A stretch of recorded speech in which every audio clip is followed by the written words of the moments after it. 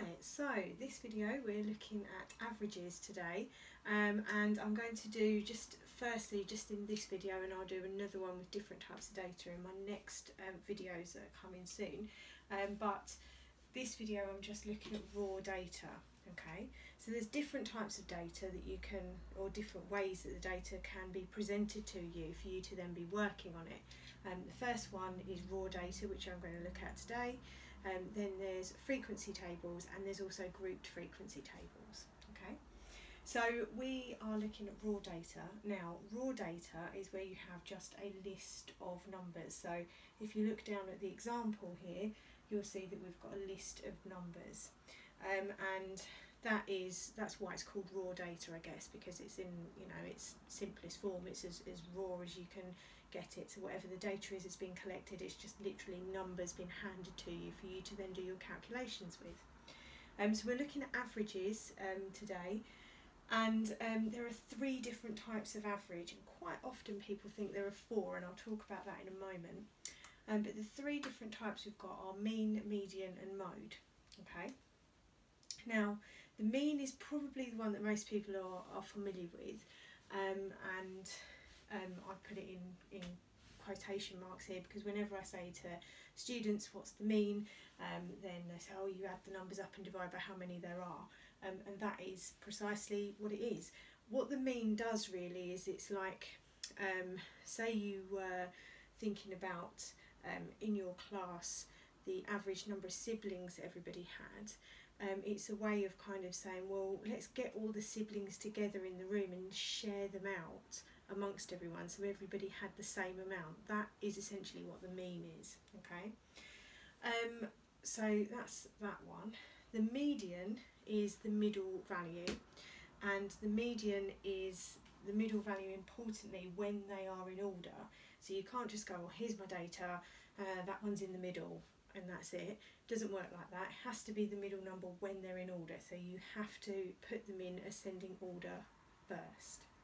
And the mode is the value that appears most often, and quite often we find that actually the mode is not that useful, because sometimes there isn't a mode, sometimes every single value is different, sometimes there might be more than one mode, and so then it becomes a bit tricky.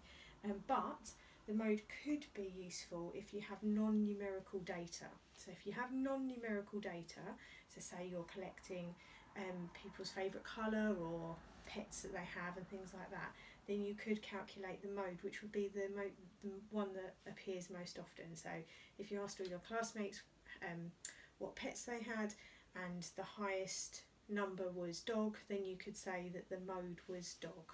Okay, so you would say the most popular pet in the class was a dog. But you can't calculate the mean or the median for non-numerical data. You can only do that for numerical data. It has to have numbers in it, because you couldn't decide on, for example, where the middle was. How would you decide on what order to put non-numerical data in? So I've got an example here with raw data, and I'm going to go through how to work this out. Okay, so we have to find the mean, the median and the mode, and this example is talking about there's some ages of students in a gymnastics competition. Okay, so you've got an 11-year-old, a 9-year-old, a 10-year-old, 11-year-old, 12-year-old, 8-year-old, 7-year-old and 11-year-old. And you have been asked to calculate the 3 averages, the mean, the median and the mode. So we'll start with the mean. That's the one, as I said, that most people recognise. So with the mean then, quite simply, we add up all of those numbers.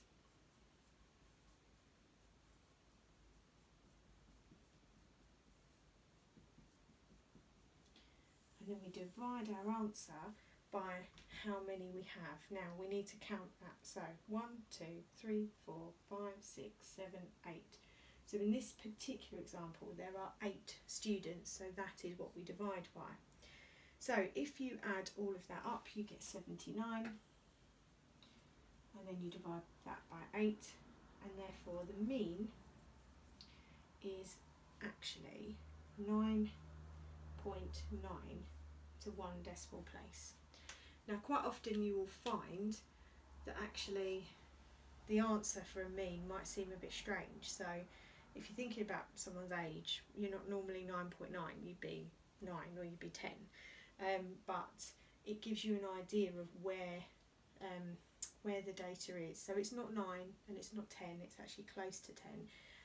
That is the average age of students in the class if you're calculating it using the mean. Okay, and that's all there is to it really for the mean, that's all we do. The median then is the middle number when they're in order. So we check our data, is it in order? The answer to that is no. So the first thing I'm going to do is I'm actually going to rub out all those numbers, okay, and I'm going to put them back in order. So we had 7, then 8, then 9, then 10, then we had 11 3 times, and we had a 12. Okay, so it's fairly simple when we've got a small data set. If you've got more, then I'd advise that you just do it carefully. I wouldn't rub them out if I was doing this on paper. I would copy them and I'd cross them off as I went so that you can see which ones you've used. Okay, so that's just a bit of advice for you, but obviously I don't have a lot of room. Okay, so median then. It's the middle number when they are all in order. So first things first, they're in order. Secondly, we've got to work out the middle number. Now this is where it's a little bit tricky. There are 8 numbers here. 8 divided by 2 is 4, okay? But 4, it is half of 8, but it's not the middle of 8 numbers. So if you look at it, the middle is actually halfway between 4 and 5, okay? So there's a couple of ways that you can do it. So one way of doing it, if you've got raw data, and probably the simplest way of doing it, so let's take this out so you can see where I've got this from, is you cross out one number from each end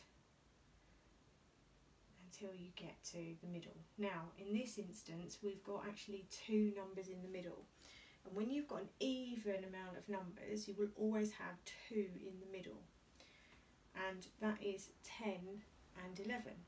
So here, to calculate the median, what I do is I go halfway between the 2 middle numbers. So we do 10 plus 11 divided by 2. Now, you don't actually need to do that calculation because halfway between 10 and 11 is 10.5. But if you had a more difficult number and you didn't know what to do, then that is how you would do it. Now, if you had, and I'm only doing this for the purposes of illustration, if you had an odd number of numbers, okay, so let's say I sneak in another 11 in here, and we carry on with our crossing out. Now we've got one number in the middle, then that would be the median, okay? So if you've got an even set of numbers, there'll be 2 in the middle, you go halfway between. If you've got an odd set of numbers, there'll be 1 in the middle, and that is just your median. Now, last thing on this before we move on to the next one, the mode. The other way of calculating the median, or where it is if you like, is however many numbers you've got, okay? So I'll just put this in a little box down here. So however many numbers you've got, so in this case we had 8, okay, add 1 and divide by 2, so 8 plus 1 is 9, 9 divided by 2 is 4.5, so we say it's the 4.5th value. Now that means it's halfway between the 4th and the 5th value, so you count 1, 2, 3, 4, 5, it's halfway between those 2. That will get you where to look for the median.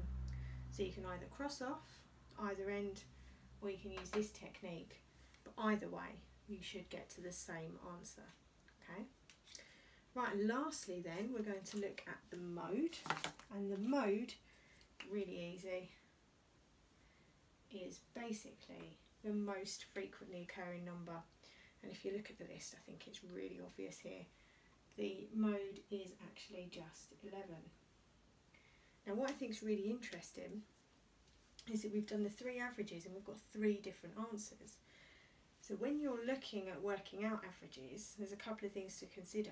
Which one are you going to use? And which one is going to give you the best answer? And quite often the mode is not the most useful, as I've already discussed. You know, sometimes there might not be a number that's the most frequently occurring and things like that. Sometimes you might be asked to decide which one's best. So a couple of things for you. The mean is useful because it includes all the data.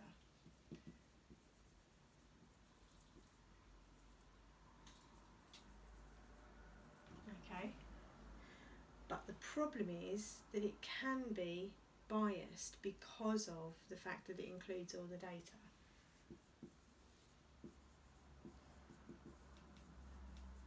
Okay, so for example in this case, was this one affected by the fact that you had these really small numbers down here? Because obviously you're adding in 7 and 8, it's making the mean a little bit lower. Okay, what about the median then? Well, on the flip side, if you like, the median, the good thing about that is that it's not affected by kind of extreme values. So let's say we had someone in the gymnastics class who was quite old, like 16 or 17 compared to everyone else. The median wouldn't be affected, so it's not affected by outliers. Okay, but on the flip side, a bit like how the mean did include all of the data, this doesn't include all of the data, it's just the middle number. Okay,